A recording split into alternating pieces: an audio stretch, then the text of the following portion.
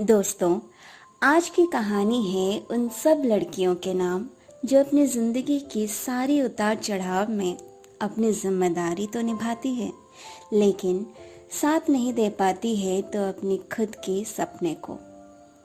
तो चलिए सुनते हैं आज की कहानी, पहचान।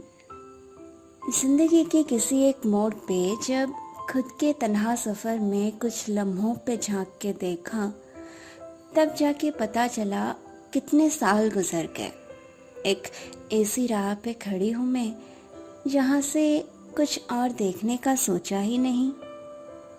मैं मुस्कान और ये है मेरी कहानी। पलक झपकते ही कैसे सब कुछ बदल जाता है ना। अब मैं एक जिम्मेदार पत्नी और एक माँ भी। सबका मानना था कि कुछ कमी नहीं थी मेरी जिंदगी में, और क्या हो भी सकता है। एक अच्छा पति जो मुझे बेइंतहा प्यार करते हैं, और बच्चे वो तो इतने शैतान के दिन कैसे गुजर जाते हैं पता ही नहीं चलता है ना। कंप्लीट मेरी जिंदगी, कुछ खट्टी कुछ मीठी सी। एक दिन भी इन्हें आने में देर हो जाती है तो लगता है कितना काम करते हैं ये, काश मैं उनकी कुछ मदद कर पाती। फिर बातों बातों में और सबको संभालने में दिल में सोचा हर बात भूल जाती हूँ, और ये काश में ही रह जाती है। कितनी अजीब सी है ना ये लम्हे, कब कैसे गुजर जाते हैं पता ही नहीं चलता। एक दिन इत्तेफाक से मेरी बचपन की एक सहेली और इनके कलीग एक पार्टी में मिले। पहले तो मैं पहचान भी नहीं पाई। उसके चेहरे की चमक, 0 साइज वाला फिगर और वो Banarasi sari with backless blouse, जिसे मैं बचपन में मोटी नाटी बोल के चिढ़ाती थी, आज वो मेरे सामने एक मॉडल की तरह अपने हस्बैंड के बाहों में बाहें डाले खड़ी थी। मेरे पास आई, सहमाए हुई पूछी, आप मुस्कान हो ना? मैंने धीमे आवाज में कहा, हाँ। फिर एकदम वो खुशी के मारे उछलते हुए, अरे मुस्कान, इतने दिनों के बाद पहचाना मुझे? मैंने थोड़ा झिझकते हुए बोला, हाँ अपर्णा। और हुई शुरुआत कुछ अनकंफर्टेबल बट फनी बातों के साथ। तब मुझे पता चला उसके हस्बैंड और मेरे हस्बैंड एक ही कंपनी में काम करते हैं। उसका हस्बैंड भी काफी हैंडसम था, फुल्ली मेंटेन बॉडी। फिर ऐसे कुछ बातें हुई जो मैं कभी नहीं चाहती थी। अपना पुराने दिनों को याद करते हुए मेरे पीछे पागलों की तरह घूमने वाले लड़कों के लिस्ट गिने जा रही थी, और मैं बस वो टॉपिक को अवॉइड करने की कोशिश। हंसी मजाक के बाद थोड़ा खाना वाना खाए, फिर कभी मिलते हैं बोल के एक स्माइल के साथ वापस आ गए। रास्ते में इन्होंने चिढ़ाते हुए पूछा, क्या मुस्कान, सच में इतने लड़के लट्टू थे क्या तुम पे? तब मैं भी बोल पड़ी, उस टाइम की स्टार थी मैं। आप उस टाइम मुझे देखते तो आपको पता चलता। और फिर दोनों हंसने लगे, लेकिन उस हंसी में भी मुझे कुछ चुभन सी महसूस हो रही थी। पता नहीं क्यों, लेकिन जैसे कुछ छूट गया हो। उस रात मुझे नींद नहीं आई। हर बार उठ के ड्रेसिंग टेबल के मिरर में खुद को देखती रही और कमर नापती रही। खुद को अपर्णा के साथ कंपेयर करती रही। क्या मैं अब उतनी खूबसूरत नहीं रही? क्या मैं पहले जैसे खुश हूँ? सब कुछ क्या वाकई में ठीक था? तब मेरे हस्बैंड उठ गए और बोले, इतने रात को क्या कर रहे हो तुम? फिर हड़बड़ी में लाइट्स ऑफ करके सोने चली आई। ये नींद भी पता नहीं आज कहाँ गायब हो गई थी। मुझे उलझन में डाल के किसके पास चला गया। फिर पता नहीं कब आँख लग गई। सुबह उठी तो ये अपने बेड पे नहीं थे। बच्चे अभी तक सो रहे थे। अपनी आधी खुली आँख को जबरदस्ती खोल के अपनी वही रोज के काम में लग गई। कुछ दिन के बाद अपर्णा और उसका पति हमारे घर आए। उसकी एक प्यारी सी बेटी भी थी, पर उसको देख के लगता नहीं था कि वो एक बेटी की माँ भी है। अपर्णा और उसकी हस्बैंड दोनों में प्यार तो ऐसा था जैसे अभी अभी शादी हुई हो।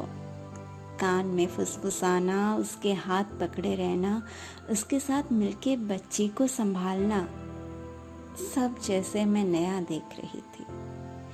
मुझे पहली बार एहसास हो रहा था पति के भी कुछ जिम्मेदारी होती है। यहाँ मैं घर में 2 मिनट अगर कहीं गई तो घर चिड़ियाघर बन जाता है। मेरे हाथ पकड़ना तो दूर, मेरे साथ बैठने का टाइम तक नहीं है इनके पास। घर में 2 बच्चे हैं, लेकिन किसको क्या पसंद है क्या नहीं कुछ पता नहीं होगा इनको।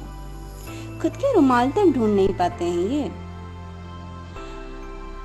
जिंदगी कितनी अलग है, तब ये बात समझ में आई। उस दिन इनको ऑफिस से लेट आना था। बच्चे भी पास वाले शर्मा जी के यहाँ खेलने गए थे। गार्डन में बैठे चाय की चुस्की लेते हुए बहुत सारी चीजें दिमाग में आ रही थी। खुद की लाइफ जो बाकी सबके लिए परफेक्ट थी, कुछ लोगों के लिए तो ड्रीम होती है अच्छा पति, अच्छा घर, पर कुछ कमी सी खल रही थी आज। कुछ तो अजीब हो रहा है इन दिनों। जो लाइफ परफेक्ट थी आज वो उदास सी लगने लगी है, उसमें कमियां दिखने लगी है। कुछ तो हो रहा है मुझे, पता नहीं। पहले वाली मुस्कान गुम सी गई है। फिर खुद को पूछने लगी, क्या किसी चीज से नाखुश हूं मैं? सब कुछ तो है मेरे पास। खुद के सवालों में उलझ सी जाती रही, ना उस गांठ को सुलझा पाती हूँ ना ही समझ। हमारे रिलेशनशिप में क्या प्यार की कमी थी? एक संडे के दिन ऐसे डाइनिंग टेबल पे उनसे ये पूछ ही ली मैंने, क्योंकि एक यही जगह था जहाँ सब बैठते हुए थोड़ा बातचीत करते थे, वरना वो तो हर टाइम अपने लैपटॉप पे या फोन पे बिजी और मैं अपने काम में। मेरे ऐसे सवाल से हैरान होके आखिरकार हंस पड़े वो। क्यों, क्या हुआ? ऐसे क्या हो गया जो तुम ये सब सोचने लगी? अरे अगर प्यार ना होता तो ये दो कहाँ से आते?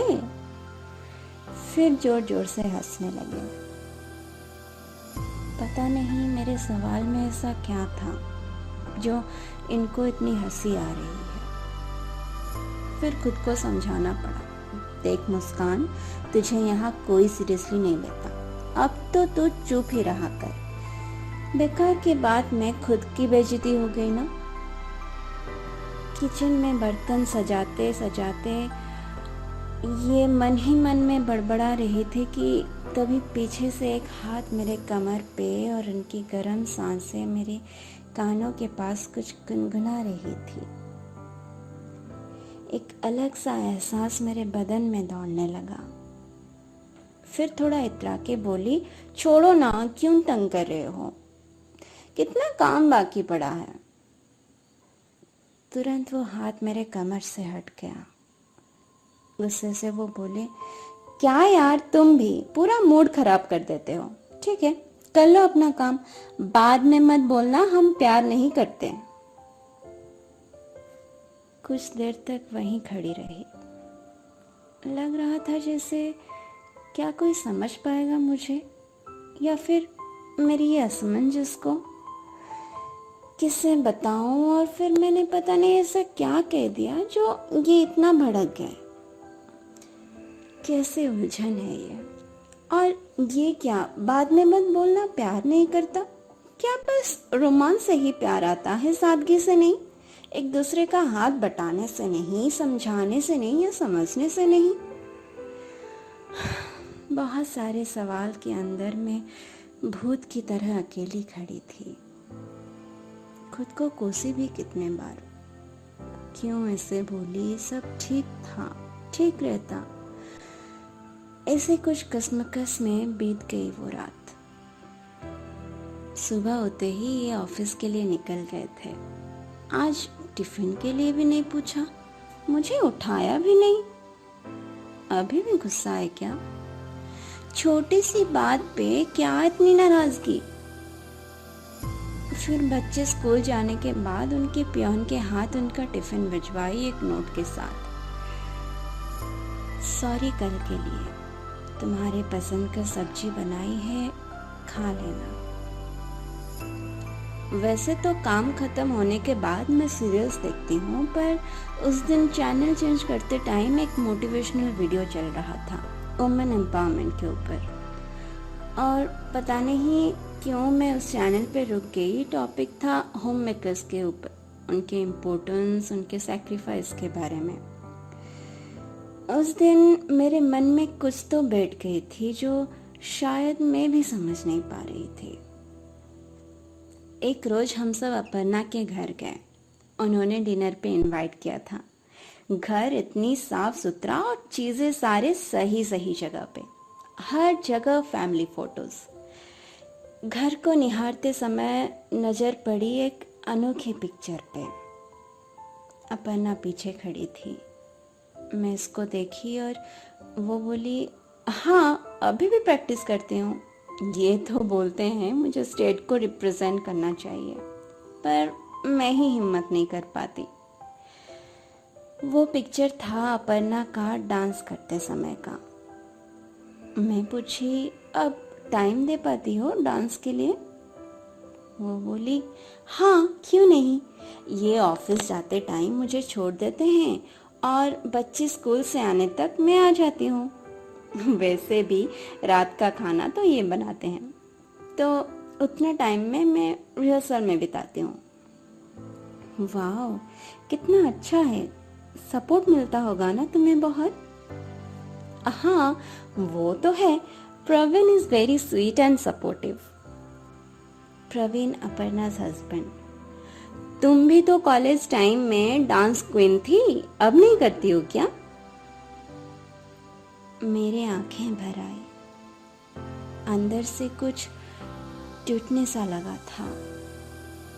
खुद के होश संभाल के बोली, क्या यार, 2 बच्चे और इनके काम सब देखते देखते वक्त कब चला जाता है पता ही नहीं चलता। अपर्णा बोली, अरे खुद के लिए भी थोड़ा टाइम निकाला करो, यू शुड मेंटेन योरसेल्फ यार। एंड तुम्हें जो चीज पसंद है उसे क्यों छोड़ रही हो? फिर डिनर कंप्लीट हुआ। After a goodbye formality हम लोग घर के लिए निकले। रास्ते भर इन्होंने क्या बोला, क्या हुआ, मुझे कुछ नहीं पता। बस एक लाइन जो मेरे दिल और दिमाग के अतरंगी सवालों का जवाब बन के मेरे दिल में उतर गई थी, यू शुड मेंटेन योरसेल्फ। उसके अगले ही दिन संभाल के रखे हुए पायल निकाल के उसको साफ किया।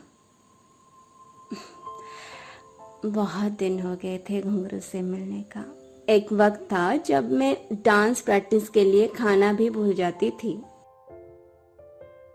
यादों से बाहर निकाल के डांस करने की कोशिश की, पर कमर और उम्र दोनों ही साथ नहीं दिए। हाय रे मोरे मैया बोल के नीचे बैठ गई। क्या जरूरत था ये सब करने की? जोश में होश गवा बैठी। फिर अपने सीरियल्स देखने के लिए टीवी ऑन किया और फिर से वही चैनल पर अटक गई। आज का टॉपिक था फॉलो योर पैशन। ऐसा लग रहा था जैसे मेरे लिए ही सब कुछ टेलीकास्ट किया जा रहा हो। पैशन, अब उसको क्या फॉलो करना जिसका मतलब ही भूलने लगी थी मैं। जिंदगी सबको दूसरा मौका देती है, शायद ये मेरे लाइफ का दूसरा मौका होगा अपने बचे हुए छोटी सी जिंदगी को संवरने का, कुछ कर दिखाने का। जो जज्बा मेरे अंदर सालों से बंद पड़ा था, आज जैसे बाहर आने को तरस रहे हो। बच्चों के स्कूल में पेरेंट्स डे में पेरेंट्स को कुछ स्पेशल करना था। इनको पूछी तो मुझे लंबे चौड़े भाषण देने लगे और बोले मुझे टाइम नहीं है, तुम ही अटेंड कर लो। एटलीस्ट जीत उनकी हुई, मुझे अकेले जाना पड़ा। आखिरकार वो समय आ ही गया। वो हर एक कदम जो स्टेज की ओर बढ़ रहा था, उतना ही मेरे अंदर आत्मविश्वास के साथ खुद के वजूद का पता चल रहा था। हर एक सुनहरा पल जो मैंने पीछे छोड़ आए थे, वो मानो मुझे अपने साथ मेरे मंजिल की ओर लिए जा रहे थे। जैसे एहसास करा रहे हो कि एक माँ और पत्नी से बढ़ के अपना पहचान बनाने का समय आ गया हो। आज फिर मैं जी उठी हूँ। मुझे एहसास भी नहीं मेरे चारों ओर कोई है भी या नहीं, कोई मुझे देख भी रहा है या नहीं। बस मैं और मेरे सपने। उन तालियों का और वंस मोर की गुन से मानो जैसे मैं सब कुछ पा लिया हो। पता नहीं था खुद को ढूंढने में इतनी मेहनत, इतने साल लग जाती है। बस इसको आखिरी पल तक खोने नहीं दूंगी फिर से।